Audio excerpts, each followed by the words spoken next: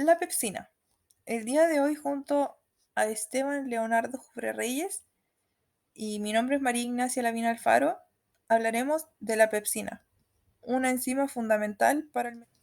Las enzimas. Las enzimas son moléculas orgánicas funcionales como catalizadores para permitir un adecuado ritmo de reacción en los seres vivos. Su alto grado de especialización les permite realizar funciones para diversos procesos biológicos ligados al favorecimiento del metabolismo. Las enzimas que llevan a cabo dicha función metabólica son aquellas que hidrolizan enlaces peptídicos y que generalmente tienen por nombre proteasas. La pepsina es una proteasa aspartica, considerada como la principal enzima digestiva del estómago de los animales. En su forma inactiva se secreta como pepsinógeno en las células principales de las glándulas gástricas, para posteriormente convertirse en pepsina.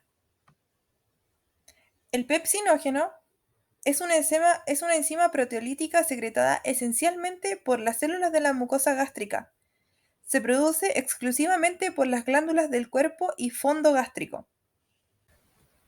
La pepsina, como toda proteína, está constituida por su monómero los aminoácidos. Los aminoácidos se constituyen de un carbono central, un grupo amino, un grupo carboxilo, un hidrógeno y un grupo radical. Los aminoácidos pueden formar enlaces peptídicos entre ellos y crear estructuras más grandes como las proteínas. La pepsina es una proteína globular compuesta de una sola cadena polipeptídica que contiene aproximadamente 327 aminoácidos. Esta proteína se pliega en una forma 3D compuesta de 4 dominios globulares que está unido por 3 puentes disulfuro.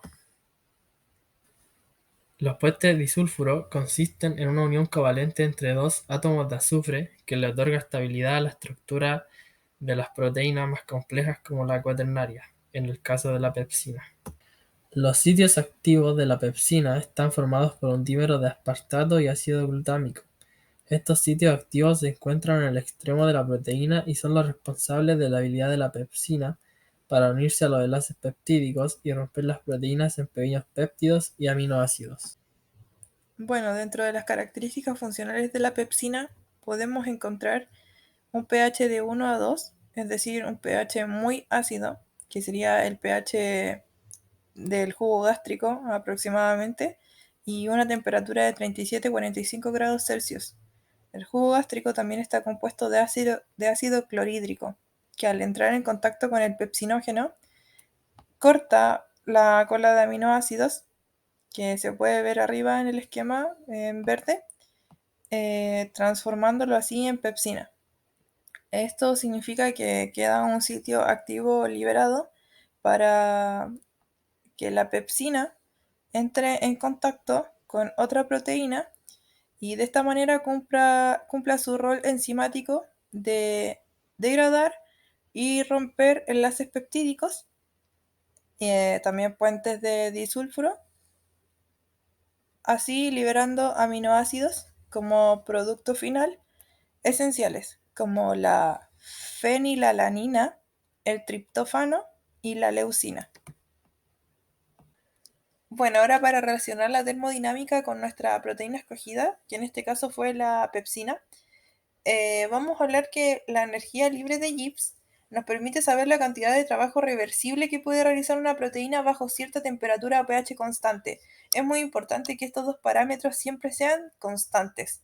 La pepsina trabaja a temperaturas elevadas de 37 a 45 grados Celsius, como vimos anteriormente, por lo que la temperatura elevada y el pH ácido del estómago le permiten llevar a cabo sus reacciones catalíticas de manera eficiente.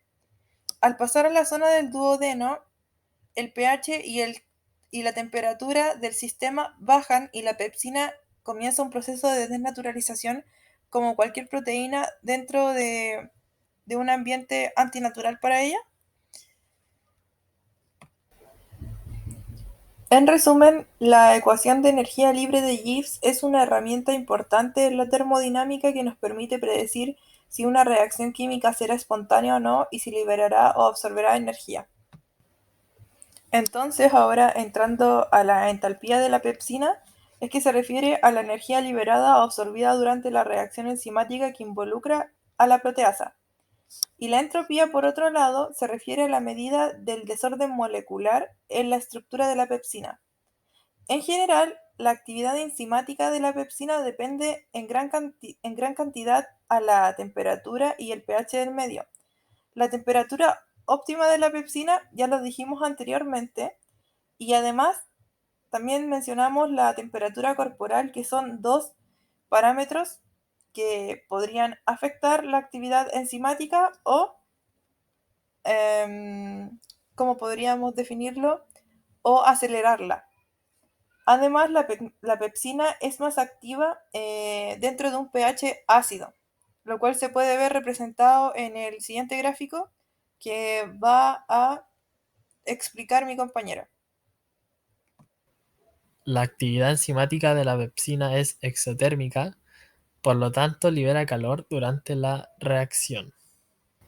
En este gráfico podemos ver cómo el pH afecta a la actividad enzimática, ya que si este no es óptimo, esa actividad va a disminuir y las enzimas ya no podrán cumplir con sus funciones metabólicas. Como la pepsina, cuando entra en un ambiente básico, como el ambiente del duodeno, y esta disminuye su actividad hasta desnaturalizarse. Ahora vamos a pasar a hablar del primer gráfico que está aquí en esta diapositiva, en donde la concentración del sustrato sí juega un factor muy importante, o es un factor muy importante para la velocidad de la reacción, ya que puede afectar la energía libre de Gibbs de la pepsina y por lo tanto, como mencioné anteriormente, la velocidad de la reacción. Cuando la concentración del sustrato es baja, la pepsina tiene menos sustrato para reaccionar y la velocidad de reacción puede disminuir.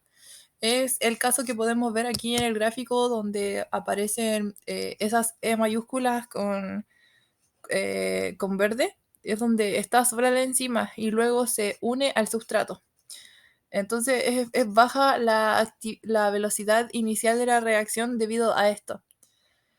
Entonces, la pepsina tiene menos sustrato para reaccionar y la velocidad de la reacción puede disminuir. Sin embargo, a medida que aumenta la concentración de sustrato, la velocidad de la reacción también aumenta, hasta que alcanza un punto en el que todas las moléculas de la enzima están ocupadas con el sustrato y la velocidad de esta se estabiliza. Entonces, es como lo mismo que podemos ver arriba, que dice velocidad max, y ahí es donde quedan todas las enzimas con su sustrato y comienza a estabilizarse. Y ese es el punto en el que todas las moléculas de enzima están ocupadas, como mencioné anteriormente, con su sustrato. Y ahí es cuando la velocidad logra estabilizarse. No es lo mismo que pasa abajo, que no todas las enzimas tienen su sustrato.